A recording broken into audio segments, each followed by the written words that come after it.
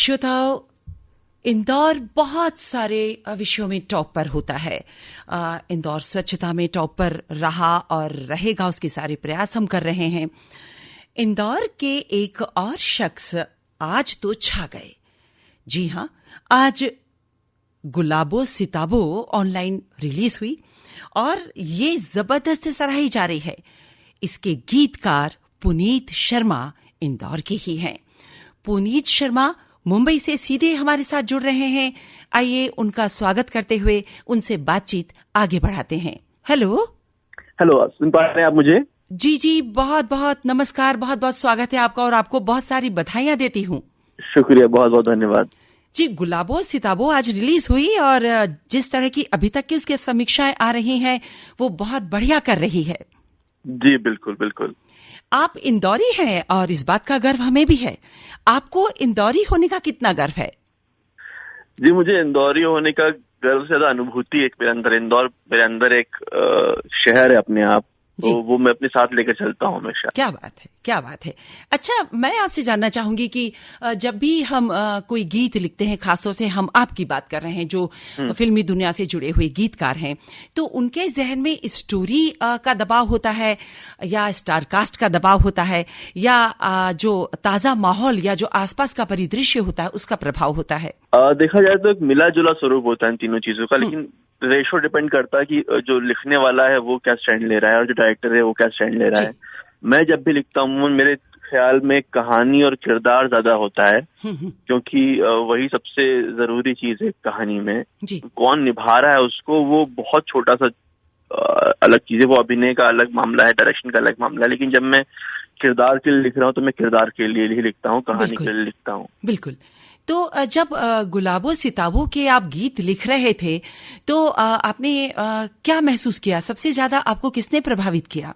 सबसे ज्यादा मुझे जो जूही चतुर्वेदी जी की कहानी थी और सुजीता ने जो मुझे समझाया जिस तरह से उसको, और जो चाहते थे वो कहना उन चीजों के जरिए, तो उसको समझते हुए, ये भी जानते हुए कि मैं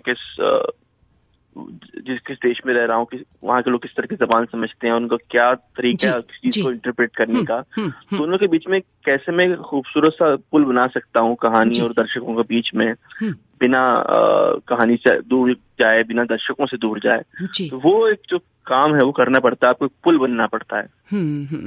बिल्कुल आप सही कह रहे हैं। पुनीत जी, मैं आपसे कहना चाहूंगी कि योगेश जी से मेरी बातचीत हुई थी, पिछले साल की बात कर रही हूँ, तो उन्होंने बताया था कि उस समय जो प्रोड्यूसर डायरेक्टर्स हुआ करते थे वो हम लोगों को एक रूम में पैक कर दिया करते थे। हालांकि बातें वो हंसते हुए कह रहे थे, है ना, उसमें कोई तंज नहीं था, कोई प्रेशर उन्होंने ऐसा शो नहीं किया। और वो कहते थे कि डायरेक्टर या प्रोड्यूसर ये चाहता था कि बिल्कुल मुझे फिल्म की सिचुएशन से जुड़ता हुआ गीत मिले। जबकि योगेश जी ने बताया कि आनंद फिल्म के जब उन्होंने गाने लिखे तो फिल्म तो उनके दिमाग में थी ही थी, लेकिन उनके साथ जो भी गुजरा था पुराने समय में, जो यादें थीं, वो उन पर हावी रहीं और कहीं दूर जब दिन ढल जाए वो खूबसूरत सा गीत उभर कर सामने आया। ये सिचुएशंस आज भी हैं। कमरे में तो बंद नहीं किया जाता है। लेकिन ये जरूर है कि आपकी स्मृतियां ही आपके भाव होती हैं। जी।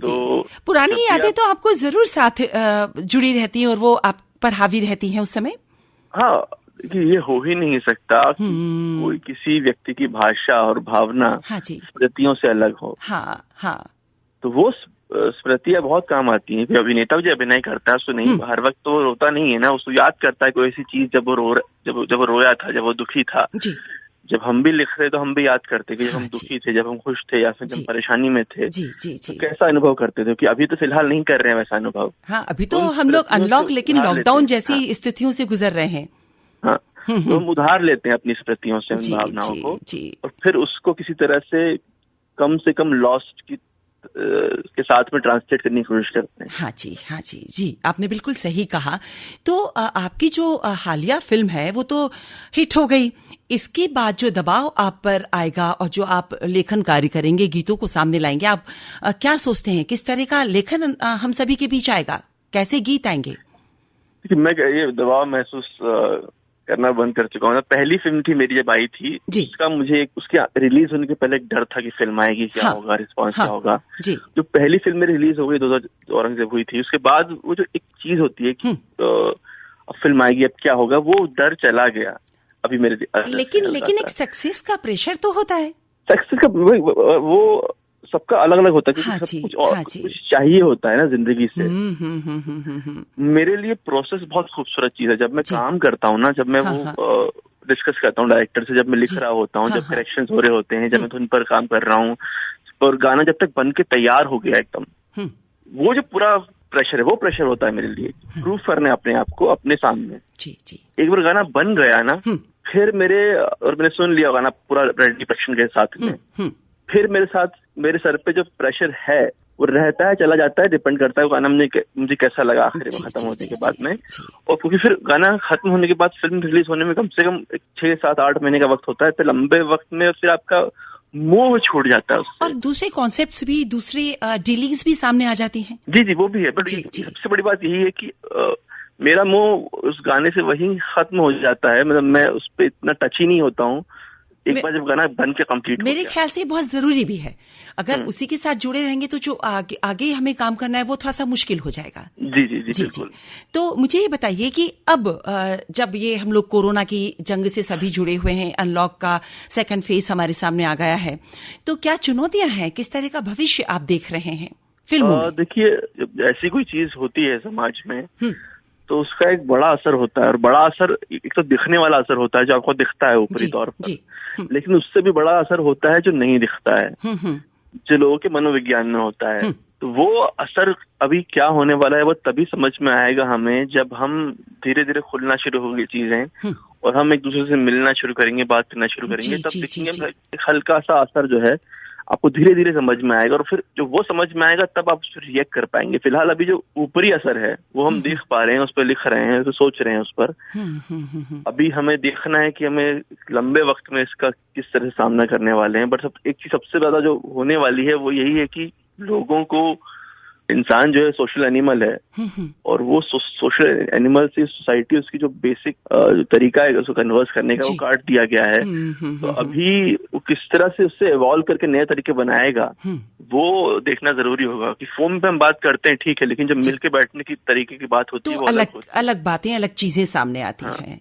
अच्छा बताइए मुझे कि आज की सक्सेस को किस तरह से आप सेलिब्रेट करेंगे? इंदौर की क्या चीजें आपको याद आ रही हैं जिनके साथ आप सेलिब्रेट करना पसंद करें? देखिए, मैं तो इंदौर की कई चीजें रोज याद करता हूँ जो जी यहाँ नहीं मिल रही हैं फिलहाल, खासकर लॉकडाउन के दौरान। तो अगर मुझे कहीं से एक पैकेट सेव मिल जाए तो उससे बड़ा सेलिब्रेशन कुछ नहीं होगा। चलिए, हम कोशिश करेंगे कि बहुत सारे सेव आप तक पहुंचा दें। यहाँ की जलेबी पोहा आपको याद नहीं आती? यहाँ की बाटी याद नहीं आ रही? पोहा में बना लेता हूँ। अच्छा, पोहा बना लेते हैं, सेव नहीं बन पाएगा, सेव तो बहुत कठिन है। No doubt. मैंने बनाई थी एक दिन, लेकिन जितनी सेव बनाने के लिए जितनी मेहनत करनी पड़ी थी उसमें मेरी जान निकल गई थी। वो तो हमारी भी जान निकल जाती। जब दीपावली पर हम लोग कुछ इस तरह की चीजें बनाते हैं ना, ओह दिन भर खप जाता है।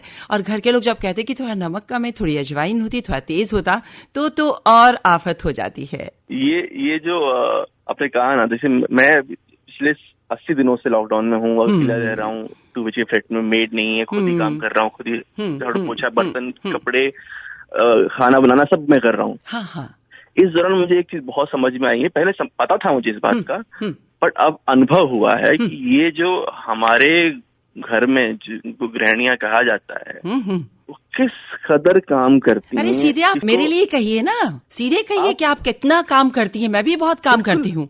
आप नहीं, मैं वही बोल रहा हूँ ना कि एक तो दो तरह के बांट रहा हूँ मैं। एक तो सिर्फ घर पे काम करते हैं, सिर्फ घर पे काम करने का जो बात है वो इतना खतरनाक काम है, बहुत खतरनाक है, बहुत।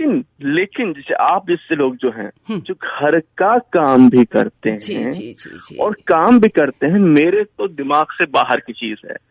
मुझे समझ में नहीं आता कि आप लोग किस मिट्टी से बने हैं। अरे शुक्रिया, इतनी तारीफों के लिए बहुत बहुत शुक्रिया। मैं आपको और ज्यादा सेव पहुंचाऊंगी आपके पास। देखिए, मैं बता रहा हूँ ना, मैं एक दिन काम करने के बाद मेरे पास हिम्मत नहीं बचती कुछ सोचने की, लिखने की।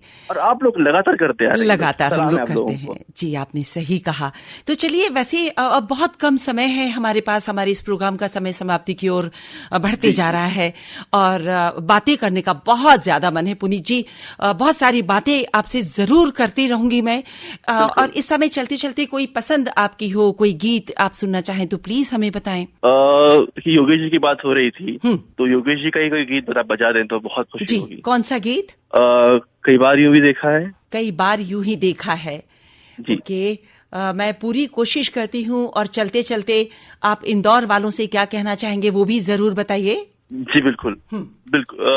इंदौर वालों से मैं कहना चाहूंगा कि वो सुरक्षित रहें, अपने घरों में रहें, बहुत सावधानी बरतें। ये समय बड़ा मुश्किल है और जितना हम इसे टाल सकते हैं इस परेशानी को, जितना हम अभी साथ रहने का मतलब है कि साथ सोचा जाए एक दूसरे के लिए जी। और जितना हो सके उतना आप सेफ्टी बनाए रखें। जी जी, बहुत बहुत शुक्रिया पुनीत शर्मा जी, आप हमारे साथ जुड़े। आप हमेशा सफल रहें और यूं ही खिलखिलाकर हंसते रहें और हमसे बातचीत करते रहें। बहुत बहुत शुक्रिया। शुक्रिया। कई बार यूं भी देखा है कि जो मन की सीमा रेखा है मन तोड़ने लगता है।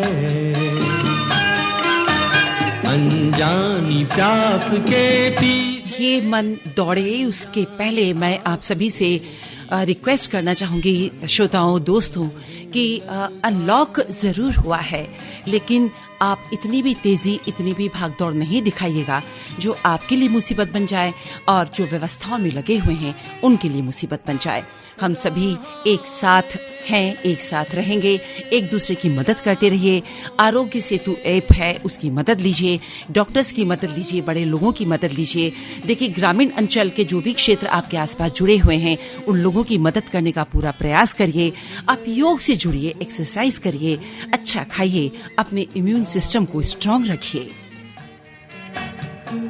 कौन सा फूल चुरा के रखूं मन में सजा के, कई बार यूं भी देखा है। इस गीत के चलते चलते आपको बताना चाहूंगी हमारी टेक्निकल टीम के साथियों के नाम। हमारे साथ थे RS चौरसिया, MK चौरे और RR वानखेड़े। प्रोग्राम से हमारे साथ हैं अभी भी राहुल पवार और मैं सुधा शर्मा, इस कार्यक्रम की प्रस्तुतकर्ता। ये कहते हुए कि कीप स्माइल, अनलॉक जरूर हुआ है लेकिन प्लीज स्टे एट होम। आपसे लेती हूँ विदा और कहती हूँ नमस्कार।